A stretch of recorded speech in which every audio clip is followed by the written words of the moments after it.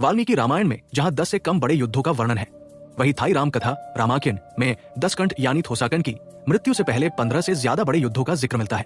Thai Bharat cultural laws के संस्थापक स्वामी सत्यानंद पुरी, जिनका जन्म 3 मार्च 1902 में बंगाल में हुआ था, रामायण को अंग्रेजी में संक्षेप में समझाने वाले पहले भारतीय थे।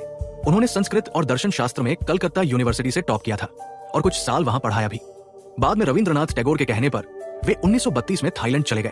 वहां पहुंचकर उन्होंने तेजी से थाई भाषा सीखी और बस 6 महीनों में इतनी अच्छी तरह बोलने लगे कि राजा प्रजाधिपोक और रानी रंभाई बर्नी के सामने भाषण भी दे दिया।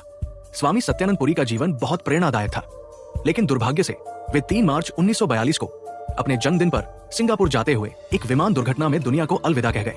स्वामी सत्यानंद पुरी का मानना था कि वाल्मीकि का रामायण ऐसा अद्भुत ग्रंथ है जिसका प्रभाव भारत ही नहीं, दुनिया भर के धर्म, कला और साहित्य पर आज भी चमक रहा है। थाईलैंड में भी रामायण ने साहित्य, कला और नाट्यशास्त्र तीनों क्षेत्रों में गहरा असर डाला।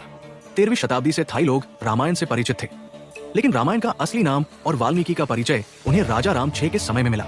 उससे पहले वे इसे रामकीर्ति यानी राम की महिमा के नाम से जानते थे। राजा राम प्रथम ने रामकीर्ति की रचना कर थाई साहित्य को एक नई पहचान दी और राजा राम द्वितीय ने इसे रंगीन पोशाकों और संगीत के साथ नाट्य मंच पर लाया। राम, सीता और लक्ष्मण जैसे आदर्श चरित्र थाई लोक जीवन का भी हिस्सा बन गए। लेकिन दिलचस्प बात यह रही कि लोग रामायण शब्द और इसके असली रचयिता वाल्मीकि से अनजान ही रहे। जैसे लोग किसी प्यारे गीत को तो याद रखते हैं, पर उसके गायक का नाम भूल जाते हैं। फिर भी वाल्मीकि का ये अमर ग्रंथ आज भी थाईलैंड जैसे दूर देश में साहित्य और संस्कृति की धड़कन बना हुआ है।